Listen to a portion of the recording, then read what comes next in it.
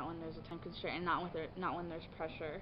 The times that you can are limited if you have to do something and have to get to a certain standard or certain point by a certain time because of a certain test. Those moments only happen off the record, after school, interactions, just if you're walking through the school. That's when that happens. Yes. But inside the classroom, if you have to get to something by a certain point, then the interactions of getting to know your kids are very limited.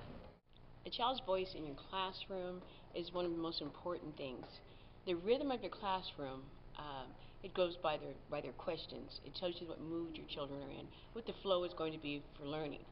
If you don't know what they're thinking or how they're feeling, you're not going to know how they're going to accept or how they're going to process what you're trying to teach them. Not only do you have to hear the child's voice, you have to let that child's voice, that child know that you understand the questions that they're asking.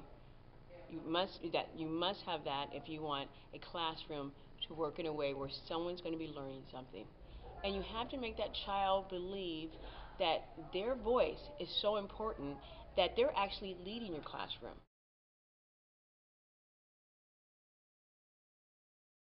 I think testing is important so you can find out where the student is at so you know where to teach. But when you're testing and testing and testing, it gives you less time to teach. I would be testing, and then she'd say, you only have 5 minutes left, and I'd be trying to rush my test, and then I end up doing a bad job on it. Like, I'm upset because now I don't have enough time to do my test, and then I can't do it anymore, and then I'll get a bad grade on it. They get sick of testing, I feel, but for me as a teacher, then I can reorganize my groups for the following week based on the test that they took. I feel horrible when I hear the word test because there are too many tests at my school. I don't like it. I don't like tests because they put a lot of stress on me. I think you have to prepare your students and let them know you're going to be tested a lot, and here's why. I tell my students that they're going to be tested, and it's more for my information so that I know if they understood what I taught or if they need extra help. So I try to not put too much pressure on them. Just do your best.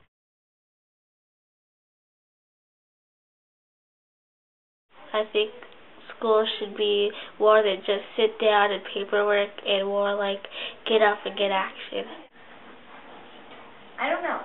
I should write down my own thing, write a story or something. I don't know, something that I think of.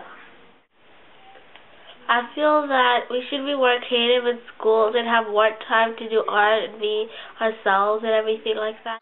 Get to have more time with the teachers.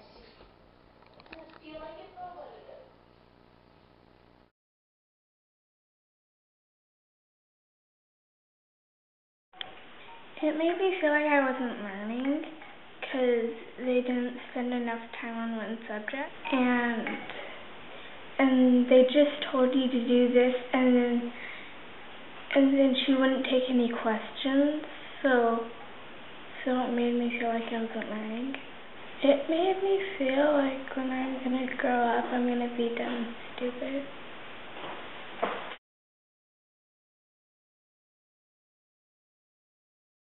I felt like she couldn't hear me, there was some kind of pots and pans banging between us. Last week, my art teacher, the boy sitting next to me, the boy who's sitting next to me, Xavier, he asked the teacher a question, and she said that she was going to give him a demerit if he asked another question. To a certain degree, younger kids have a hard time formulating questions, so a lot of our teaching strategy is teaching them how to ask a question, not share an experience to get to the point.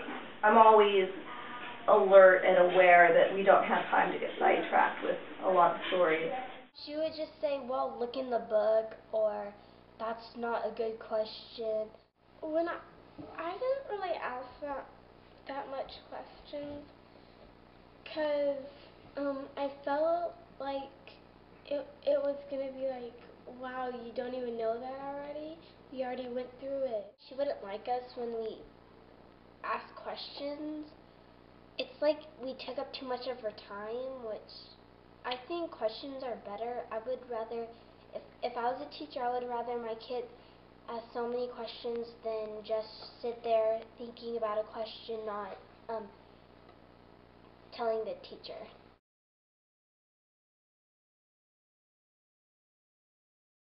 Well, there's definitely time constraints because we are very bound by the standards and the curriculum that we have to cover.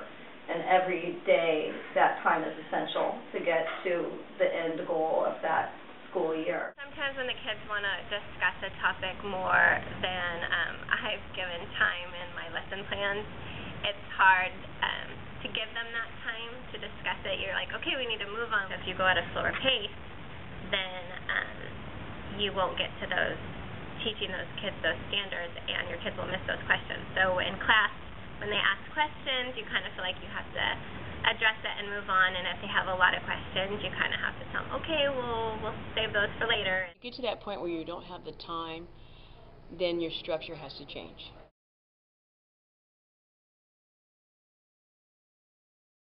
I've taught 23 years. We certainly have a lot more freedom, and especially I teach second grade, so 7- and 8-year-olds.